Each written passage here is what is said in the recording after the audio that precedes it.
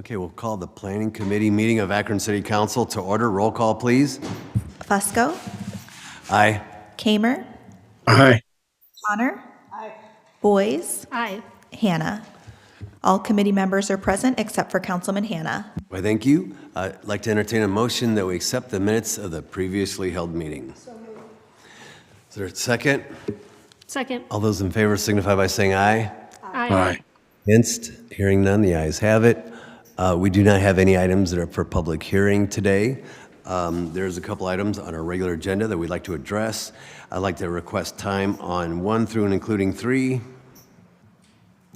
And referencing item, I believe this is this the right one, 4?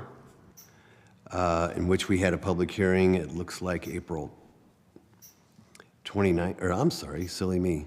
Substitute was offered April 1st, but the public hearing was on January 29th. Is this the one that we had discussed that's on the corner, Mr. Antonucci? I know Council Representative Kamer, that's his district. That's correct. This is the substitute that came in with the added conditions that there be security lighting and also hours of operation, not past midnight. Gotcha. Good. Mr. Kamer, any comments? None? Okay, very good. So we have vetted this, and we have discussed amending the ordinance itself, and it seems as though the ward council person is in favor. So is there any further questions from any committee members or council members? So with that, I'd like to recommend a favorable report. I don't believe we need to suspend the rules. Favorable report. So is there a recommendation for that? Okay. No problem. Is there a second? Second. All those in favor signify by saying aye. Aye. Against? Hearing none, we'll report that out this evening. Item 5 is relative to that. That's the petition. Now we're going to go into, short of any concerns or comments, into the new list of legislation. Ms. Viviano, could you please read in item number 3? Thank you. Item number 3 is an ordinance authorizing a conditional use to replace a static billboard with a digital billboard at 236 Annandale Avenue and declaring an emergency. Okay, thank you. This is up for a public hearing, so refer. Item number 4, please. Item number 4 is an ordinance amending or supplementing Title 15, Chapter 153 Zoning Code, Article 6, Development and Area District Requirements, Section 153.310 Business and Industry Requirements, by changing signage requirements within the Kenmore Urban Overlay Area and declaring an emergency. This is up for a public hearing as well. Refer. Item number 5. Item number 5 is an ordinance authorizing a conditional use to construct an addition at 134 Western Avenue and declaring an emergency. This item's up for public hearing as well. We'll refer that item. Item 6. Item 6 is an ordinance approving the addition of property located in Copley Township, Summit County parcel numbers 1503139, 1503140, and 1501510 to the Copley Akron Joint Economic Development District, authorizing the mayor or his designee to amend the Copley Akron JED agreement to include Summit County parcels 1503139, 1503140, and 1501510 and declaring an emergency. Thank you. Director Graham is here. More? Yes, we'd love to hear about this. Good afternoon, Mr. Chairman and members of the committee. So this was proposed and approved by Copley Township in December of 2023. It will collaboratively bring value to the region by bringing 3 parcels into the Joint Economic Development District under the current tax revenue share of 92% to Akron and 8% to Copley. The parcels include multi-tenant office space currently occupied by medical offices on White Pond, just west of 77, and parcel 1501510, where Handle Vision is currently occupying that space on Cleveland-Maslin Road, east of 77. Water and sewer utilities are already in place in both locations. Excellent. To expand our JED. Kudos to everybody who's been involved with that. Any questions or comments from anyone? None? Okay. So if you could just refresh our memory real quick, if you don't mind. Is this the, so with this, they pay for everything, all of the installation of all the utilities, is that correct? So oftentimes in the JED, yes, that is part of the agreement to extend the agreement. So this is a negotiation because there was some mixed use built on top Okay. of a parcel that would not normally have been in the JED. So this is their way of sort of figuring that agreement out in Okay. preparation for the extension of the JED agreement. Okay, very good. Any further questions or comments? Okay, hearing none. Is this a hurry thing, a consent agenda okay? Consent agenda is wonderful, thank you. Very good. And again, thank everybody who's been involved with this. It's mostly Mr. Messner, so I'll pass along his Okay. thanks. Thank him for us. Thank you. Very good. Recommendation for consent agenda? I recommend that it goes to the consent agenda. Is there a second? Second. All those in favor signify by saying aye. Aye. Aye. Ayes have it. Very good. We'll put that on consent. Thank you all. Thanks. With that, this committee is adjourned. Thanks. Our next committee of the day will be the Parks and Recreation Committee, and it will begin at 1:30. Those committee members are Connor, Lombardo, Hardy, Hannah, and Boyes. Again, that's the Parks and Recreation Committee, and it will begin at 1:30. Thank you.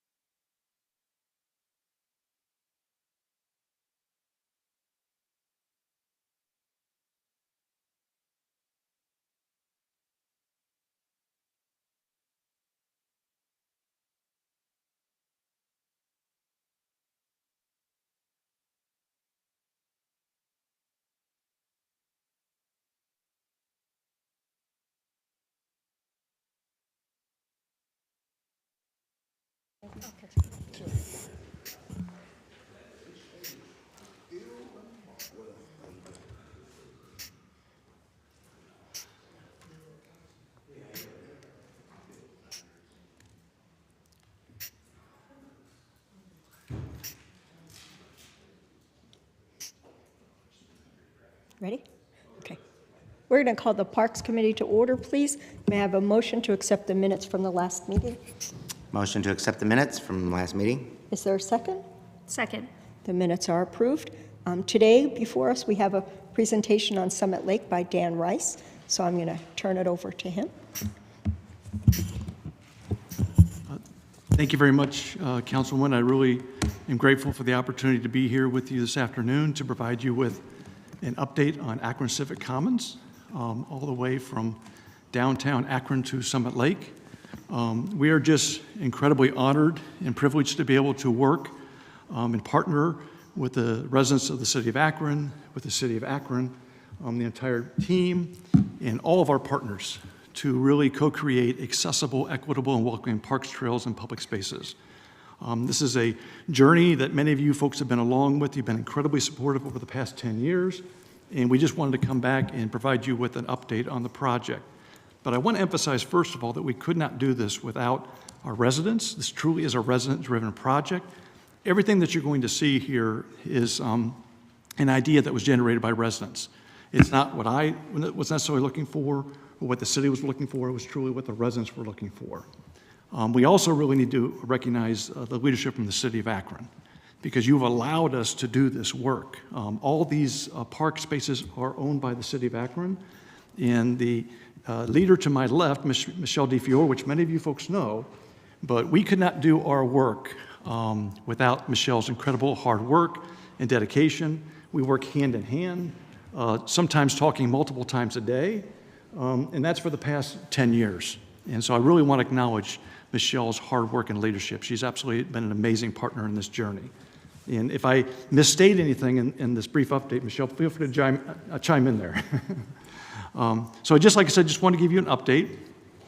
This is the progress of Lock 3 Park. It's been absolutely transformational regarding the work that's been accomplished there over the past. Construction started last July. We broke ground in April of 2023. And what you're looking at here is actually the Maynard Performance Pavilion. That's where all the performances and concerts will take place in Lock 3 Park. And this is actually a little bit of a dated photograph because just this week, they're actually delivering more steel. So you literally start to see the roof come into place here at Lock 3 Park. And this next slide I just want to share with you to give you a sense of how really great the contractor has been working this past winter.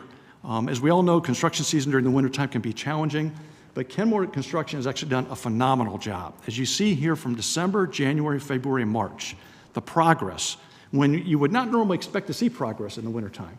They've done just an amazing job, and I'm proud to report to you this afternoon that the project is on schedule and it is on budget. And it really, the reasons why it's both of those cases is because of the leadership of Michelle, her hard work and leadership, the construction manager, Answer Advisory, as well as the contractor, Kenmore Construction. They're just doing great work down there. This was the latest photograph of the Maynard Performance Pavilion in mid-March.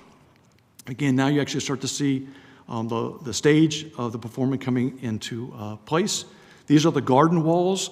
As many of you folks are familiar, they're just beautiful landscape gardens in Lock 3 Park. We've been working very closely with John Mausch and his team so that they were also aware of the improvements that are going to take place there, because we also want to make sure that we're able to come up with a plan to maintain this going forward. We're working very closely with the city on that. Here are also the garden walls, nice meandering walkways. We work very closely with the city administration to make sure that this is accessible to everybody, because accessibility is really important. Our goal was to maybe not have any stairs in Lock 3, but I'm pleased to report there's only 11 steps. And if you don't want to use the steps, you don't have to. You can access Lock 3 Park with nice 4% grade and also nice places for people to stop and sit down and enjoy the view and enjoy the gardens, because not everybody necessarily can walk a long distance. So we want to make sure there's nice landing places for people.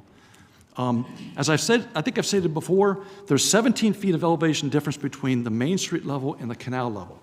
And so in order to negotiate that very significant grade, we're actually adding some fill.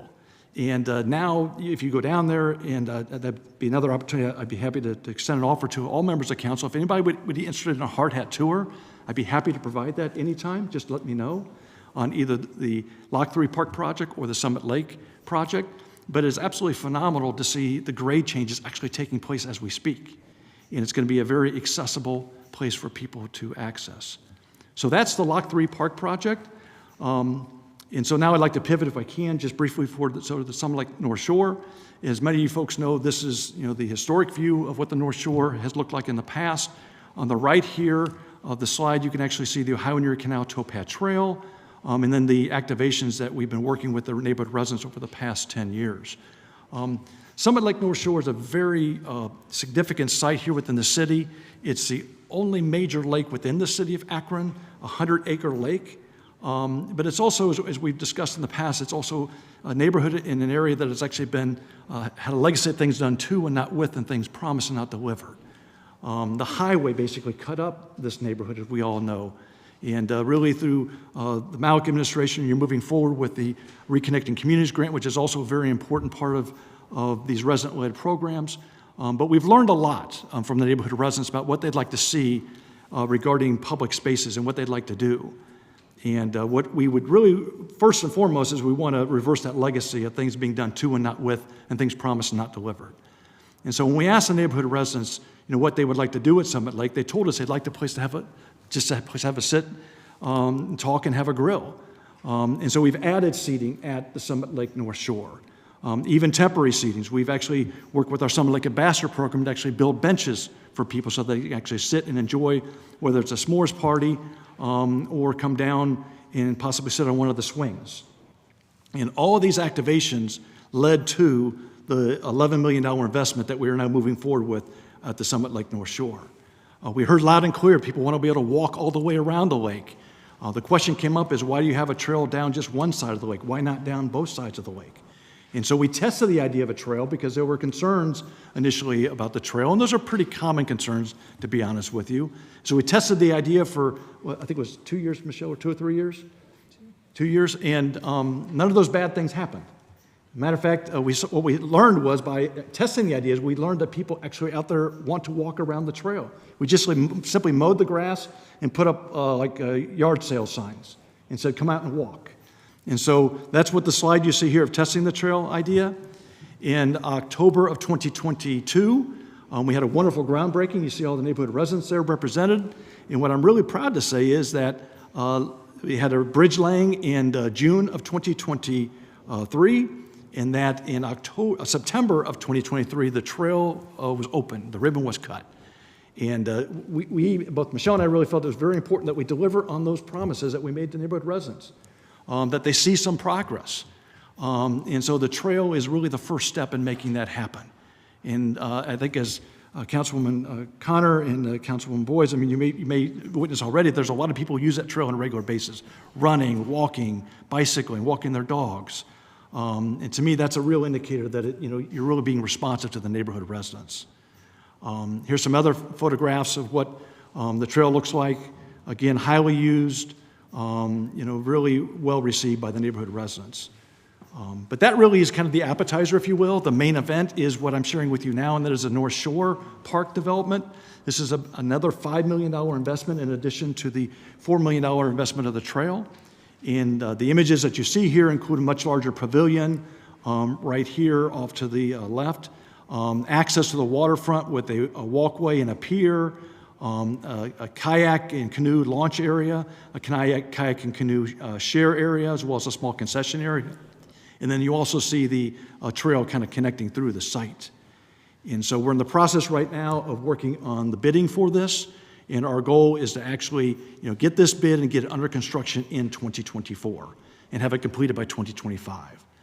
And here are the other renderings for the Summit Lake North Shore. And again, all of these ideas and images that you see came from neighborhood residents. They're not what we are necessarily looking for. And again, they're just looking for places of refuge, places that they can enjoy great views of the lake, maybe get an ice cream cone, maybe visit the Let's Grow Akron Market on the southwest corner of Summit Lake that Lisa Nunn does an excellent job of doing. And then these are just some updates of the site work. And so they actually have been clearing the site and getting ready to actually bid for the buildings. And so Ken Moore also received that contract, and they've been doing an excellent job. And they anticipate, I believe, within the next month that they anticipate the completion. Is that okay? Michelle's giving me the thumbs up there. And then this will be what it looks like, our goal in 2025. We want this to be a destination for the neighborhood residents all around Summit Lake, but also for the entire Ohio and Erie Canalway that goes 101 miles from Cleveland to New Philadelphia. Akron and Summit Lake sit right in the center of this regional resource, and we believe this will be an attraction for not only the residents, but also for the region. And then lastly, I just wanted to touch base briefly on some of the stewardship activities that we've been doing in partnership with the city. You all have been incredibly gracious in having a contract with our organization to enable us to help steward these parks, trails, and public spaces.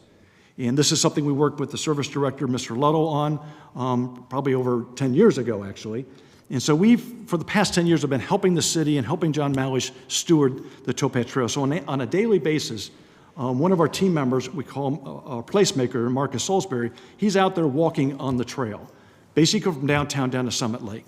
And unfortunately, he's come across things like graffiti in the park spaces. And what we're not trying to replace the great work that John and his team do, we're trying to help boost it. Maybe where he can't get to it right away, we will try to do that. And so I just wanted to share these photographs with you and just let you know, because if you don't know, you probably just don't know that these things are happening. But we as a nonprofit, we're out there trying to help maintain these public spaces. Our philosophy to try to get to it within 24 hours. Because if you don't, then it tends to add more vandalism and graffiti. And so everything from graffiti to tree removal. We had actually a tree down on the trail, believe it or not, last week. And our team was actually able to get out there and always remove the tree so people could use the trail. But then John and his team came by and actually cleaned up the section. So we're really grateful for John. John does an amazing job. But again, it's just a wonderful partnership. And I just wanted to give that update and share that update with the folks. So that's pretty much the quick update. To date, we've raised over $31 million for both these signature parks. And that's a combination of City of Akron funding. So we're very grateful for the City of Akron's leadership, but also foundation funding, Summit County government money, individual contributions, and corporations. And I know when Councilman Hardy, when we talked about this, I think at least 8+ years ago, we were wondering if we could raise $10 million. And here we are, 6 years later, we've already raised 31, and we're not done yet, because our plan is to come up with sustainability plans and endowments for these park spaces so that they can be maintained at a high quality 10 years from now, just as they are today. We did that with the Richard Howe House, and we've done that with all of our projects, and that's our commitment to the City of Akron. So anything else? Did I miss anything, Michelle? Okay. That's our presentation. Thank you so much. Are there any questions or comments from the committee? Councilman Hardy?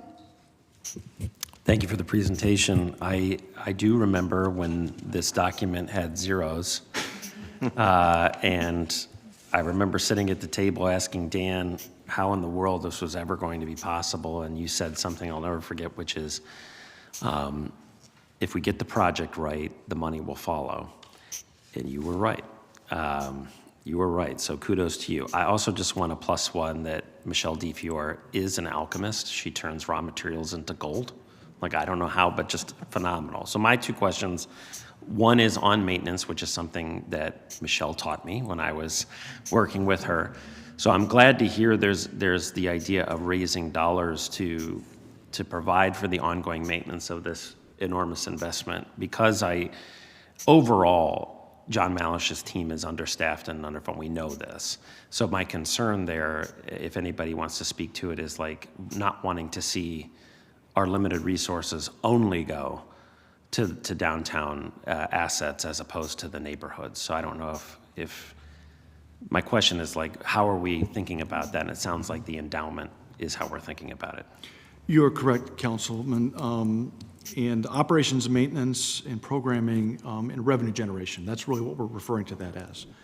And we have a small working group under the new Economic Development Director, Susie Graham-Moore. John Malish and Michelle and Chris Griffith and I are meeting on a regular basis to come up with that plan for specifically Lock 3. Okay. And so that is under discussion. And we recognize that there's really four legs to the stool, as you well know. It's operations and maintenance, which we really think that the city does an excellent job of. I mean, John and Chris and their team do a fantastic job. There's a programming component to this that needs definitely to be covered. There's a concert scheduling component that definitely needs to be covered, specific with Lock 3 Park. But the fourth and equally important really is revenue generation. And we've taken this approach because we've been asked by donors. We want to donate to this project, but how are you going to maintain it? And so our commitment is we want to work with the city to come up with a plan for that revenue generation. So that, and we did this with the Richard Howe House. We've had an endowment there that's close, getting close to about $400,000. We haven't touched it yet. But that would be the goal for Lock 3 Park, to have an endowment for Lock 3 Park. And also for the Summit Lake. Now at Summit Lake, it's a little bit of a different situation because Ohio and Erie Canalway Coalition has a commitment to the City of Akron and the Knight Foundation to assist with 15 years of maintenance operation. So we're doing the same thing that John's doing, looking at what are our needs over the next 2 or 3 years, and how can we start to build up that capacity within our organization. But we also want to create an endowment for the Summit Lake Park as well. So that's what our commitment is, that's what our plan is, and we're just honored to be able to partner with the City of Akron on these projects. It's awesome. One more question, if I may. Sure, go right ahead. It dovetails perfectly my other question, which is the role of a revitalized, reinvigorated Lock 3 in downtown intervention. And I know that our Director of Economic Development knows this deeply, but just wondering what could be said or ideas that are being generated around how central that could be to addressing the challenges we face downtown. I'm not a believer that it's Armageddon in downtown. I believe downtown's best days lay ahead. However, in so many ways, it does feel a little bit like it did back when Lock 3, the Rubber Duck Stadium, the Civic, that basically arts and entertainment were what were bringing people downtown. Thoughts on how, what should we expect, I guess, from a programmatic perspective and its role in the administration's ideas for how to intervene downtown?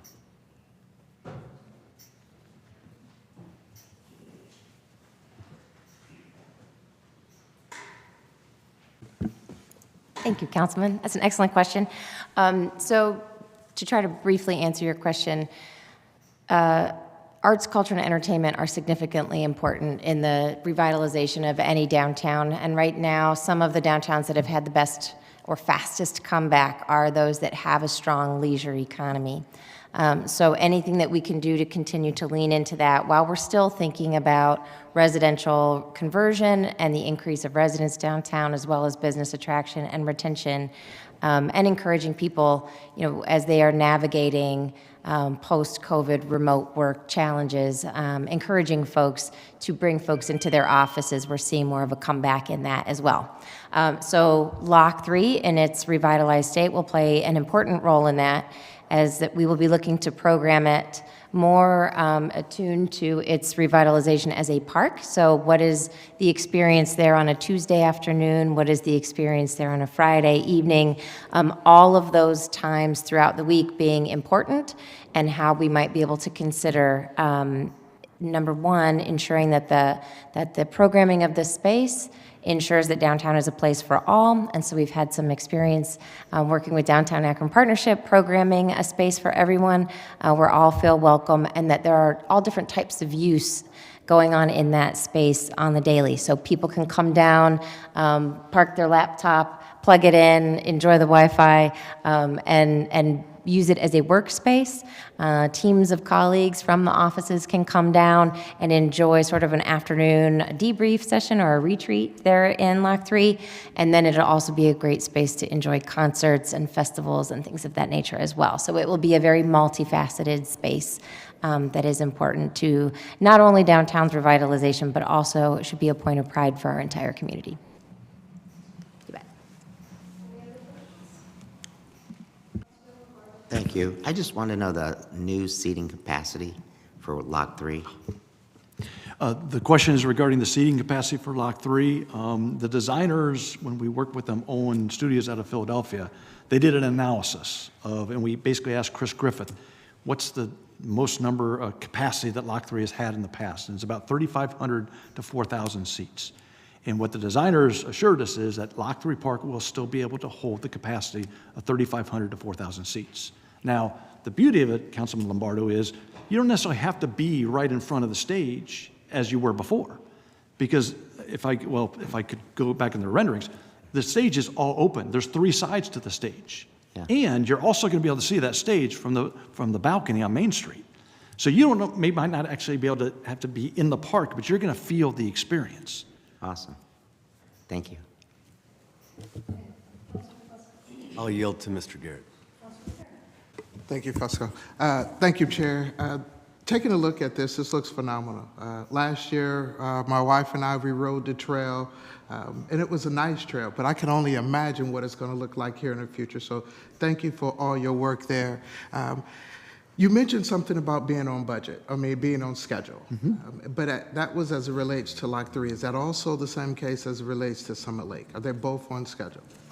We are on schedule, definitely for Lock 3. There's no doubt about that. And again, I want to credit Michelle's leadership with that and our construction manager and the contractor.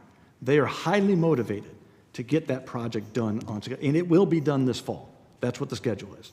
For Summit Lake, the trail on schedule, and actually that came in under budget, Councilman, so we saved a little bit of money there. With the North Shore, we've run into some challenges with the bidding climate, to be perfectly honest with you, because there's a lot of projects out there. We're having a little bit of challenge getting some bids in, but we have a plan for that.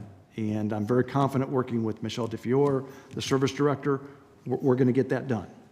And so once it gets under contract, we will work to make sure that it does come on schedule. Great, thank you. One more question.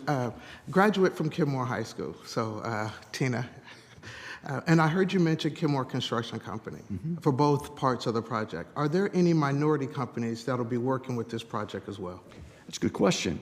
As part of the bidding process, we put in there a percentage that we would like to see for DBE and women-owned business participation. I believe, Michelle? 18%.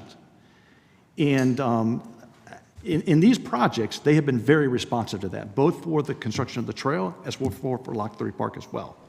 And so we continue to emphasize that. We've also been working with Esther and the administration to figure out ways in which we can improve upon that. We have actually done, for the Lock 3 Park project, and Michelle, if you want to chime in on this, we actually did that special reception that we did at the Richard Howe House for contractors. If you want. Have we reached the 18% threshold? I believe for the Summit Lake Trail, the bids, they were at 18% at the time of bid, and for Lock 3, I think they were close to that, but I don't quite recall. We can get you that information. Thank you. Yeah. So that's something we're very conscious of, Councilman, and we continue to advocate for. Thank you. Looks great. Thank you for doing it. Thank you, Councilman. Yes, thank you, Chair Connor. I just recall in these projects, as we all know, takes a long time. And this was back in 2015. There was this young mayor, extremely young and dynamic at the time, who had met with Mr. Rice and some of his partners about this idea, this concept about the civic commons. And it's like, okay, this is intriguing. Let's learn more. And so, no, it's I know it's not time to congratulate and do this and that, but it's amazing what we've seen, the transformation and the thoughtfulness behind it. And I also recall in 2016. President Somerville, she said, I want you to cover a meeting at Summit Lake for me. And this was, again, in those early stages. And the folks, I believe it was the senior group over there. And we were talking, is just beginning to be a discussion point, was what's going to happen here? And they said, we just want to be part of the conversation. We just want to know what's happening. We'd like to have input. And then one of the ribbon cuttings, I saw one of those folks, and they were like, yeah, you guys delivered. And it wasn't me at all. It was Dan, Margot, and Michelle, and the city administration folks who, you took the input, and now we've found a way to improve this area beyond, I think, even expectations. And there's not many in our city who could have taken this from just an idea to what it is now. You know, if you look at the funding stack here, and you know where the money's coming from, and you look at individual donors, that's a pretty big sum. You know, and so that's impressive, at least in my mind. And you know, just to see these transformations in real time is amazing. And thank you, Dan, for all your hard work. And Michelle, Margot, I know you've been out there working hard, and as well all the folks in the city. You know, this is truly a team effort, and it's great to see. Thank you. Thank you, Madam Chair. I just want to start by saying, really and truly, we would have never been able to be as successful with this project if it had not been for partnerships. You know, for government and for elected officials to go into a neighborhood and try to build trust is difficult. It's very difficult. And we would have not been able to do it without your leadership, Dan. Because that's where it started, was really building trust of the residents there in Summit Lake. You know, they had a lot of people come to their neighborhood, a lot of elected officials and past people who made a lot of promises and didn't deliver. So we would have never been able to get in and do this type of work if it weren't for you. And the other thing that we haven't even really begun to talk about is just how many people's lives have been changed through this process. You know, and Jeff talked about, you know, the very early on meetings. I mean, we had some meetings where, you know, we had folks from one side of the lake, folks from the other side of the lake come together, and those meetings were difficult. I looked at Dan, I said, I don't know if this is a good idea. We gonna make it? But it was amazing just to see over time how people who lived in the same neighborhood, who were divided by a lake, were able to come together. They were able to work together. You know, the fears that they had, you know, by starting and bonding and creating relationships, we were mending that, right? That, listen, it's not just about my side of the lake, your side of the lake, but this is our city, this is our community. I mean, those are the things that we've been able to do, you know, through this project. So again, I really want to thank you. And I think, and you know, Michelle, I don't know if this is where you guys got it from, but I think that, you know, the work that we've done in Summit Lake and, you know, Lock 3 Park in terms of engaging people, it's changed the way how the city does business. You know, Michelle, you're awesome. You know, when we brought people in and said, listen, what do you want to see in your community center? I mean, I've never seen the city operate in that form and fashion, right? And so it's made us better. I just want to say thank you. I'm excited about the future of it. And I just can't thank you enough. And I think partnership is what it's all about, because as a city, we can only do so much, right? Our resources can only go so far. So the fact that we have partners like you, we have partners, you know, many of them are listed right here. I mean, we can't do this work alone, and that's what a community is about, and that's what a thriving city is about. So again, thank you, Dan. Appreciate your leadership. Thank you so much, Councilwoman and Councilman Fusco. I really appreciate it. It's an honor and a privilege that I don't take for granted.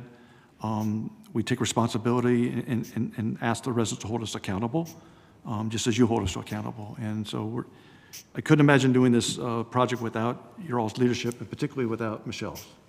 We'd worked together in projects before, but this has been, you know, probably definitely one of the highlights of my career, and I couldn't do it without Michelle. Thank you. I just want to hit again on, you know, a lot of the points is about the partnerships.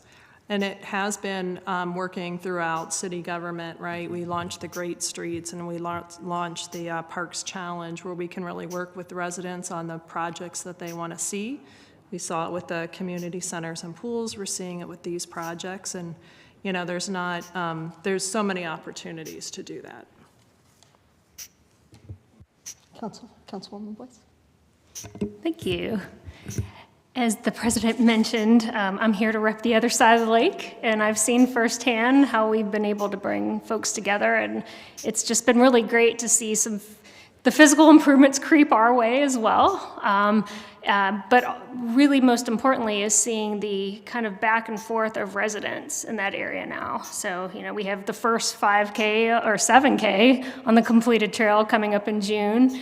But we also have, neighborhood residents who work on Kenmore Boulevard, who walk from the apartments at Summit Lake around the trail now to Kenmore Boulevard. So they have something scenic to look at, make them feel good on their way to work. That feels really great. And our community is a welcoming community, I think, hasn't always been seen that way. And it's great to see this kind of back and forth between residents. And, I'm hopeful to see more of that, as I know the city's invested in some physical infrastructure stuff with Better Kenmore, some kiosks to let folks know, what's going on in our neighborhood that they could benefit from, and vice versa. So I just applaud the efforts. I'm glad to be a part of it as well, a small part of it, and just look forward to seeing more of that back and forth.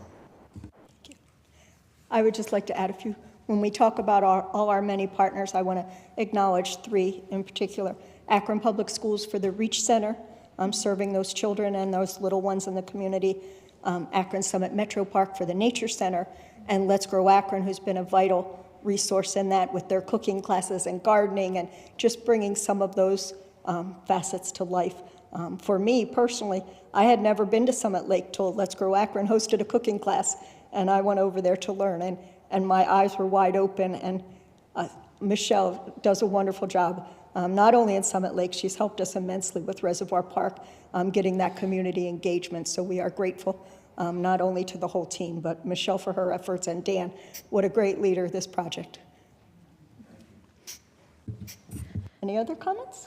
Madam Chair, Councilwoman Amobian has her Oh, hand sorry, raised. Councilwoman. Thank you so much, Madam Chair.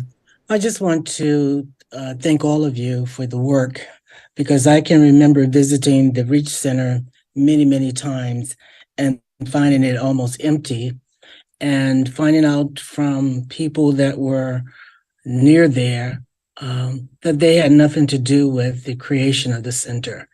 And it's just another way of learning how we go about developing and creating a real community by involving the people who are there, who live there, who are going to hopefully take advantage of it.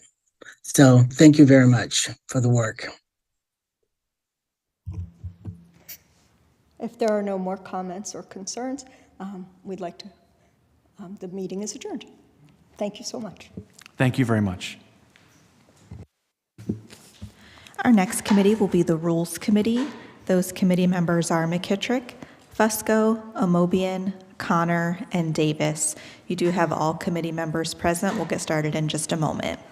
Thank you.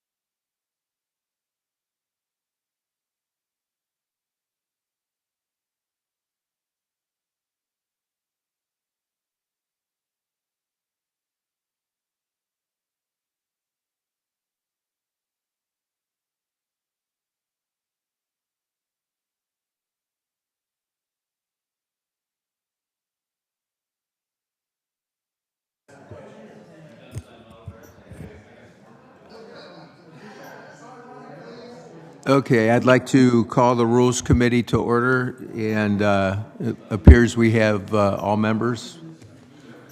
Could I get a motion to accept the previous minutes? So moved. Is there a second? Second. All in favor? Aye? Aye. Any opposed? Okay, thank you. All right, we took time previously on a resolution approving and confirming the appointment of Hannah Laura Gambrell and the reappointment of Gina K. Maddox as members of the Akron Civil Rights Commission and declaring an emergency. Wanted to take a week's time for all the members to look at it. Do we have any questions from any of the committee members' references? Any other council members at all? Okay. Motion to approve suspension of the rules? Okay, is there a second? Second. All in favor? Aye? Aye. Any opposed? Okay, we'll get that out tonight. Thank you. That concludes rules for today. Our next committee is the Public Service Committee.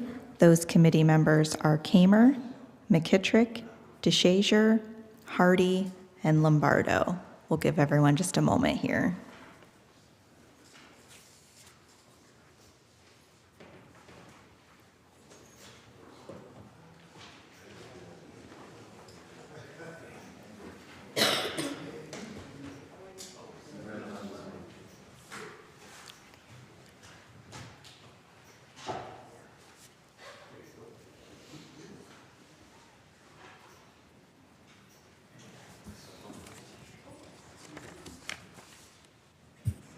Okay, you do have all committee members present whenever you're ready, Mr. Chair. Thank you, Sarah. Yeah, I'd like to call the public service meeting to order, please. All members are present. Can I get approval of last week's meeting minutes, please? Motion to approve. Second? I have a motion and a second. All in favor of the minutes? Aye. Aye. Aye. Anybody opposed? All right, thanks. It looks like we have just one piece in front of us today. And I'll go ahead and ask Sarah if she could read that in since she's present in council chambers and I'm not. Sure. Item number 7 is an ordinance authorizing the Director of Public Service or his designee to enter into a contractor contracts with the City of Cuyahoga Falls relating to sidewalk improvements on West Portage Trail and declaring an emergency. Thank you, Sarah. I do see we have our Service Director, Chris Luttle, with us. Chris? Thank you, Mr. Chair and members of committee. We brought this sidewalk legislation to you a few weeks ago.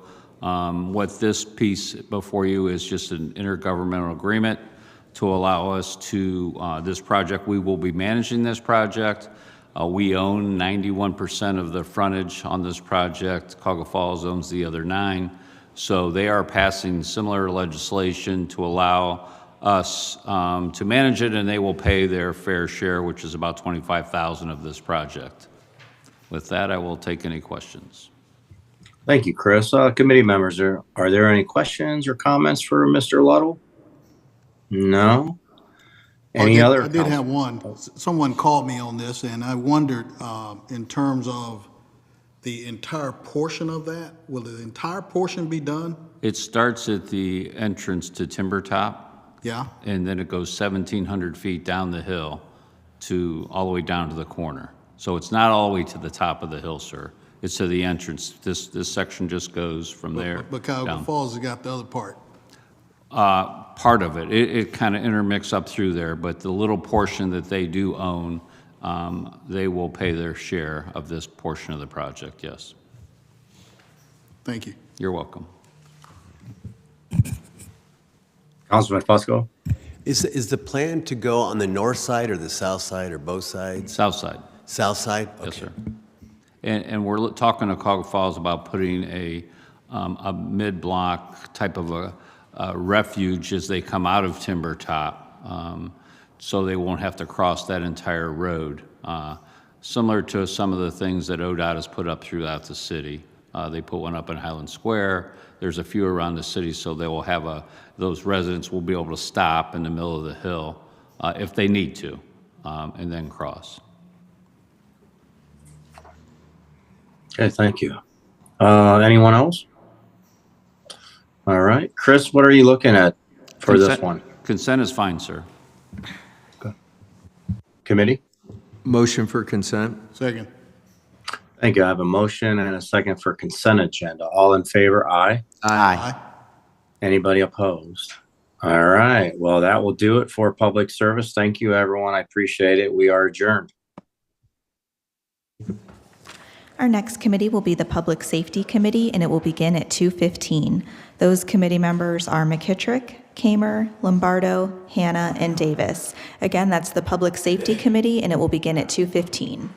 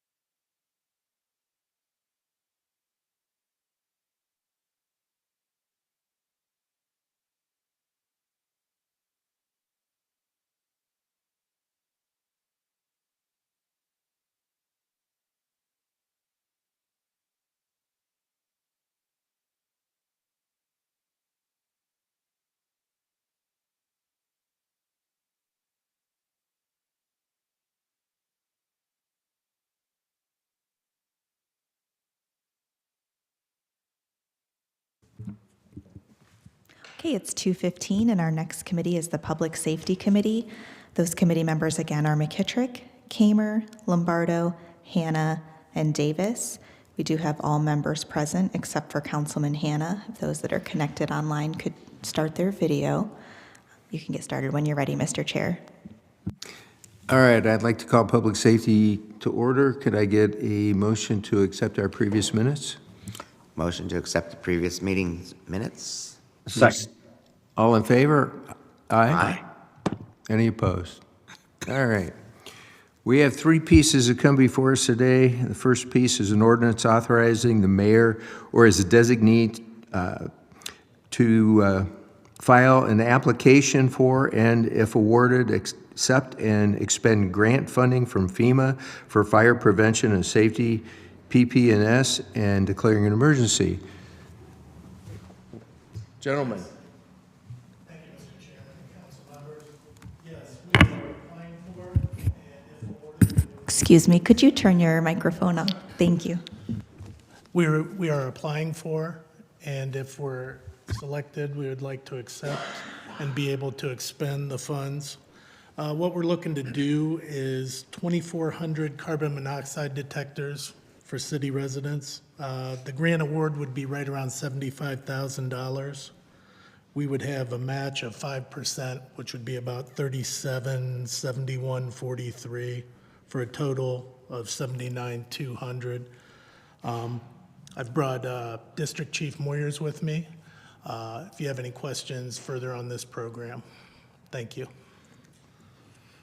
I know we were having problems for a while getting the CO detectors, obtaining them, or has it been are they available now, readily available, or? Yes, sir, they're readily available now.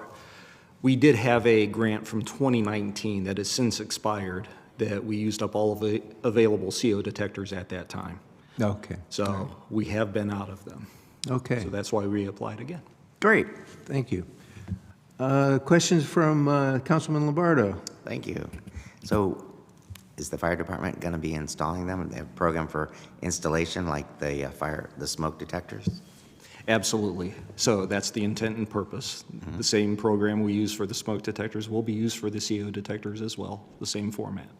Great, thank you. Thanks, Councilman. Any other questions from any committee members or council members? Okay. I assume that time is of the essence on this, so we could get these in play, the suspension of the rules? That's correct. Okay. That's correct. Got to get a motion first. I'll make that motion to suspend the rules with a favorable report. Is there a second? Second. All in favor? Aye. Aye? Aye. Any opposed? Okay, we'll get that out tonight. All right.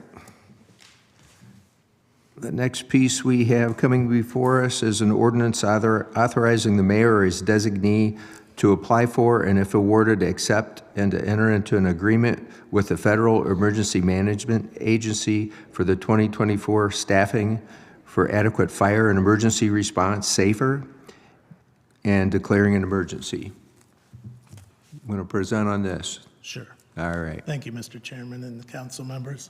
This was the second FEMA grant we applied for, and this is the SAFER grant that is for staffing and adequate fire and emergency response. We put in for 25 new firefighters. If we obtain funding and we are selected in this, we will have wages and benefits for 25 firefighters for 3 years. The total funding over 3 years would be $8.3 million. It's been talked over with finance, and Chief Kaut has looked into this with them, and the goal is to hear back, because the plan was to hire hopefully this fall, and hopefully we would hear for this, and this funding could be used for these new cadets, hopefully in the fall. And I'll take any questions you guys have. Thank you. All right, very good. Any questions from any committee members? Councilman Lombardo. Thank you, Chair. I think the obvious question is, after 3 years, then are the city putting in their budget, planning for that? They are. To maintain their employment?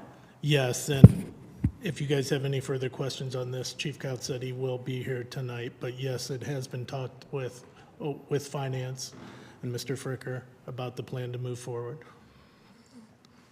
Okay, thanks, Councilman. Councilwoman Amobian, you have a question? Yes, Mr. Chair, thank you. I'm just curious, when you apply for these grants, do you include overtime? Because I know we have officers who work a lot of overtime. I will have to I will have to find out. I'm sorry. I will have to find out for you. I do not know. I do not think it's included with overtime, but it just says wages and benefits when we do the costs, and we have to, dig into our finances and use their pay rate. But I will find out with you, and I can email that to you if you'd like. Thank you very much. So just in regard to what Councilman Lombardo had asked about, after the 3 years. So I'm assuming over the period of 3 years, we're going to lose folks through attrition because of retirements and so on. So it's just pretty much, it would equal out in the long run, possibly because of losing employees, gaining to replace those. Is that correct? Yeah, and I wish we had a concrete number for you, but Yeah. as you know, it's Oh, yeah. it's fluid with like who will be leaving in the next 3 years. Yes, it's counted in with attrition. This pretty much just proactive to make sure It's that we being don't get too low proactive and on to use personnel. some government money to Okay. supplement us. All right. Thanks very much. Anybody else have any questions? Council members or committee members? Is this suspension of the rules is a timely issue as well? Okay, could I get a motion for suspension of the rules? I'll make the motion to suspend the rules. Is there a second? Second. All in favor? Aye. Aye. Aye. Any opposed? Okay, gentlemen, thanks so much, and we'll get those out tonight. Thank you. Thank you. Okay, we have our third piece coming up here, number 10, and it is a resolution opposing and objecting to the application of William L. Cosgrove Jr., DBA Absolute Lounge, 436 East South Street, Akron, Ohio, 44311, for a Class D liquor permit 9624158, now pending before the Division of Liquor Control and declaring an emergency. Councilman Hanna couldn't be here today to present on this, but this is a second request for a license for this business, which has been in the past that we have objected to, and I know Councilman Hanna is very staunch on objecting against this particular business, and he would like it to move forward. So are there any comments from any committee members or any council members? Okay. If there are no comments, would somebody make a motion for suspension of the rules with a favorable report? I'll make that motion to suspend the rules with a favorable report. Is there a second? Okay, all in favor? Aye. Aye. Are there any opposed? Okay, all right. We'll pass that on, get it before council tonight. Nothing further to come before the Safety Committee, and we will be adjourned. Thank you. Our next committee will be the Budget and Finance Committee, and it will begin at 3 o'clock. Those committee members are Lombardo, Amobian, Fusco, Boys, and Hardy. Again, that's the Budget and Finance Committee, and it will begin at 3 o'clock. Thank you.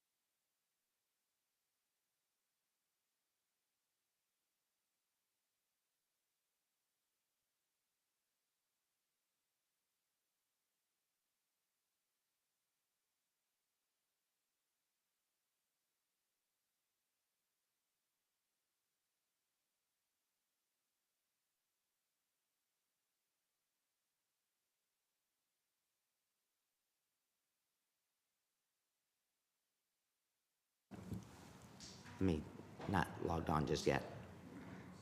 I'm not logged on just yet, so yeah, we got 3 minutes, 2 minutes. It's going to come.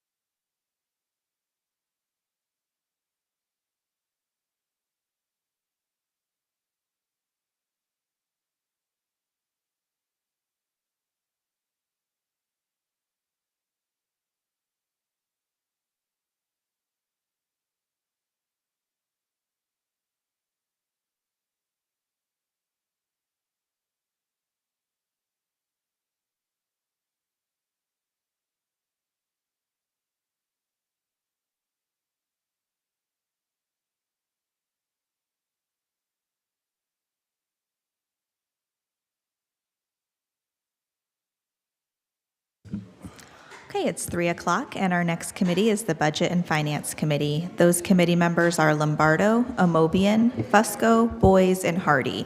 All committee members are present whenever you're ready, Mr. Chair. Thank you. I'd like to call the Budget and Finance meeting to order this afternoon. And with that, we'd like a approval of the minutes from our last meeting. So moved. Second. We have a motion. And a second. All in favor? Aye. Aye. Any opposed? Very good. Two pieces coming before us this afternoon. The first being ordinance authorizing the mayor or his designee to enter into a contract or contracts without the formality of publicly advertising for bids with SHI International Corp. For the purchase of Wasabi Cloud offsite data backup and storage and declaring an emergency. And we have with us Mr. Mike Wheeler. Thank you, Chairperson. Thank you. This one is a pretty simple piece of legislation. What we're looking to do is to enter into agreement for this Wasabi in order to protect us from a cyber attack. As we know, criminals, thieves, they're getting more advanced on a daily basis, and if something were to happen to us, this would allow us to have a backup of everything that we have. And with us, and if you have any questions, we have Darren Rozenek, our IT manager. Sure. Any comments? I'd welcome those comments from our IT manager about what,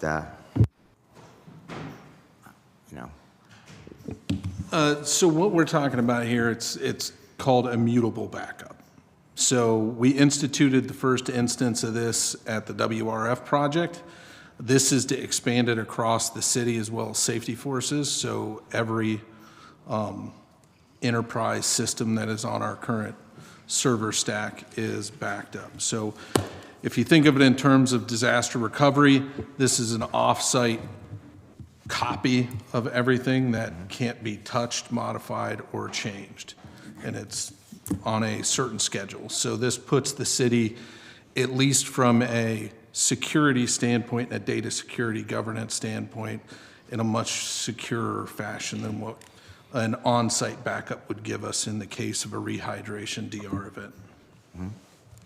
I just have one question. So is the offsite, or anyhow, the backup, is this nightly? You said it was on a schedule. Is it maybe once a week or We nightly? do have schedules, and I would love to discuss that with you. I would prefer not to discuss it in open forum. I got you. If possible. No problem. But it does put it on a schedule that is controlled and governed by us. That's fine. Thank you. Is there any questions from our committee members? Mr. Hardy? Thank you, Mr. Chair. Makes total sense. I'm supportive. I was just going to ask if it makes sense. I know the city's done an incredible amount of work on our security, our cybersecurity. I personally never want anyone else to have to live through what we lived through the last time around. But being new, you may have already done this recently, but it would be great, whether an open session, closed session, or some sort of hybrid, to get an update on where we're at with IT security as an enterprise. We can arrange that. For sure. All right. Is there any other questions from any other council members? All right, I do not see anything. What's your pleasure for this ordinance? Consent agenda. Consent agenda. Can I get a motion for consent? So move. So move. Second. Motion and a second. All in favor? Aye. Aye. Any opposed? Very good. We'll see that placed on the consent agenda this evening. Thank you. Thank you. Our second piece coming before us is an ordinance authorizing the mayor or his designee to enter into an agreement or agreements with Summit County to create and fund a home repair program for eligible Akron residents and declaring an emergency. Again, Mr. Wheeler. Thank you. This is our first piece we're bringing to you now in our Akron Home Repair 2.0 program. It is for an amount, as we work with the county, not to exceed $3.3 million, and that would allow for upwards of 300 homes to be repaired and $300,000 in terms of their administrative expenses. This will be funded through our ARPA funds, and it is part of the direct allocation. And with that, I will be handing it off to Mr. Lash and Mr. Volman to expand upon it. Thank you, Mr. Wheeler. Thank you, Mr. Chair, members of council. This is, as he stated, the continuation of our Akron Home Repair Program. We've termed this Akron Home Repair Program 2.0, and this is the same program, just a new partner going into 2.0. This is in continuation from the legislation you saw a few weeks ago with Nazareth. You will see another partner come before you, but not this week. We're highly anticipating a good relationship and a good partnership with Summit County, as he stated, with up to 300 homes through the end of program period of 2026. So that is what we're doing, and we're here to entertain any questions you may have. Thank you, Mr. Lash. One question I have is, are the applications for these potential repairs already in-house? Yes, actually, we've already kind of shared with you the Group A, Group B scenario. Okay. These are all coming from Group A. So this is the next swath of homes, so to speak. So Summit County is going to take 300 of those homes and begin repairing them. Okay. Is there a limit per home then? Up to 25,000. 25. Same program parameters Okay. as before. Just for the record. Thank you. Yes. Any other questions from our committee members? Councilwoman Boyes? Thank you. Just so I understand correctly, does this mean that the county is kind of taking the place of G. Stevens' role? Correct. Okay, gotcha. Yes, yes. There, as we explained last week, G. Stevens is finishing his work through June the 15th, and then Summit County is going to pick up, and they're going to begin repairing their 300. Councilman Hardy? Hold on to your horses, because I'm going to try and do math. So is that like a blended, when you say up to 300 homes at 25,000? Yes. At 3 million, that means so? I understand. Okay. Yes. They have other resources that they're bringing to the table, so they're going to be able to add or supplement the 3 million to complete the 300 homes. And Councilwoman Amobian has a question. Go ahead. My question has to do with is kind of a continuation of the two council persons. But you may have answered it already. I guess if they're bringing money to the table, who are they hiring? Do they have contractors, or they're using their employees? Or when you say Summit County, you mean the county? I mean, they will be hiring contractors, as we did, as the other parties that we partner with for home repair do as well. And the county is going to give the city of Akron residents money? They're not going to give them money, they're going to repair the houses. But yes, I mean, Yeah, that's what I meant. They're going to add money to our pot. Correct, yes. To expand. Oh, okay. Well, it was a great deal then. Thank you. And then we will be bringing, as Mr. Lash mentioned, we will be bringing legislation for the final piece of the ARPA 2.0, which would be, it's a collaboration we're going to be doing with Habitat for Humanity. We'll be bringing that piece next week, and we're hoping to pass this ordinance and the one next week, both next week. That's what, and the county is introducing their legislation today as well for passage next week. Okay. Councilman Fusco has a question. Thanks, and I understand that, so Nazareth, Summit County, Habitat, anybody else coming to the party? I think, well, I'll let Mr. Lash talk about it, but we're going to do some internal. Yes, thanks, Sean. Councilman Fusco, we're bringing these three partners to the table now. They're going to complete their respective swaths of homes, but we're actually saving a portion from Group A for our internal team to complete through 2026. So, and I'm not one, but who does a ward council person call? Is this going to be divvied up by ward, or is it going to be, who would a council person call if they get a concern brought in from somebody else? Well, at the present time, as you know, that was with G. Stevens. We're transferring all of that back internally. So those calls have been coming into our department downstairs. We're trying to set up the parameters and the infrastructure so all that can be received here. Now, as it relates to our partners, that's going to be something we're going to have to negotiate to probably have some type of centralized receiving or call phone number so that all the calls or complaints can come into that one centralized number. We're still working all those details out. So I can't share that at the present time, but we will have that information probably within I just know that there's, few weeks. you know, previously there was a certain amount of, you know, whatever you want to call it, but unhappiness, I guess, because trying to get answers, trying to find out in a timely fashion. And I think that's part of it that would help in terms of moving this forward. Thank you. Councilman Hardy? Just to follow up on that, it would be enormously helpful once all those details are ironed out to get like a 2.0 one-pager.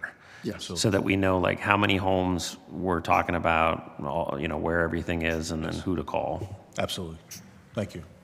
That was going to be my question. Will we get a list of who's where and who's reporting being done by who? Absolutely. Very good. And just to add as well, the houses that were selected for Nazareth have had a letter sent out letting them know that Nazareth is taking over the home repair and giving them a contact at that group as well. I anticipate something similar for all of the programs. Thank you, Mr. Volman. Okay, did you have a request for time, or was it consent? We're hoping for consent agenda. Yep. Okay, consent agenda. Very good. Excuse me, Mr. Chair. Councilwoman Mobian has her hand raised. Very good. I didn't see her. Go ahead, Councilwoman Mobian. No problem. Mr. Volman answered my question. Thank you. Okay. All right. With that, could I get a motion for consent, please? So move. Is there a second? Second. All right. It's been motion and second. All in favor of consent? Please. Aye? Aye. Please. All right. Any opposed? Very good. I have that on the consent agenda. Thank you. Thank you. You're welcome. So without any other questions, Budget and Finance meeting is adjourned. That is the final committee meeting today. Council will meet at 6:30. Thank you.